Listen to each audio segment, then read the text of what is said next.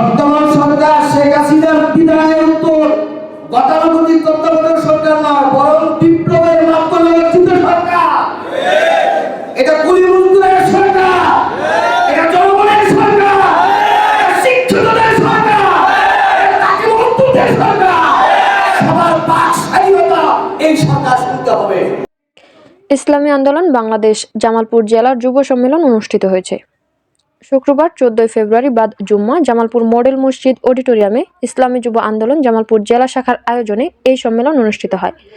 ইসলামী যুব আন্দোলন জামালপুর জেলা শাখার সভাপতি এইচ.এম. আবদুল্লাহ এর সভাপতিত্বে অনুষ্ঠানে প্রধান অতিথি হিসেবে বক্তব্য রাখেন কেন্দ্রীয় সাংগঠনিক সম্পাদক শেখ ইহতেশাম বিল্লাহ আজিজি এবং প্রধান বক্তা হিসেবে বক্তব্য রাখেন কেন্দ্রীয় উপকমিটির সদস্য মুফতি জাহিদুল ইসলাম।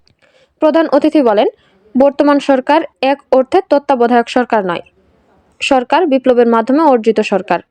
এটা কুলিমজুরের সরকার, জনগণের সরকার। তাই সবার বাক স্বাধীনতার কথা এই সরকারকে শুনতে হবে। আজকে আমি বর্তমান নির্বাচন কমিশনকে আজকের এই প্রোগ্রাম থেকে আহ্বান জানাবো, গণভোটের ব্যবস্থার মাধ্যমে জরিপ করেন পিয়ার পদ্ধতিতে নির্বাচন দিতে কত পার্সেন্ট মানুষ আছে। সংখ্যা কোথায়? বর্তমান সরকার তো এক অর্থে তত্ত্বাবধায়ক সরকার নয়, ঠিক আছে? বর্তমান সরকার শেখ হাসিনার বিদায়ের উত্তর গতানুগতিক তত্ত্বাবধায়ক সরকার নয়, বরং বিপ্লবের মাধ্যমে অর্জিত সরকার।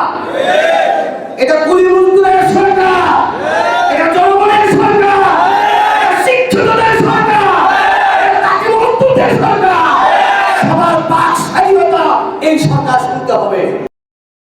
অনুষ্ঠানে বিশেষ অতিথি ইসলামী আন্দোলন জামালপুর জেলা সভাপতি মুফতি মুস্তফা কামাল, সিনিয়র সহ-সভাপতি মাওলানা কাজী মাজহারুল আনোয়ার, সহ-সভাপতি মুফতি সালেহ আহমদ সহ আরো অনেকেই বক্তব্য রাখেন।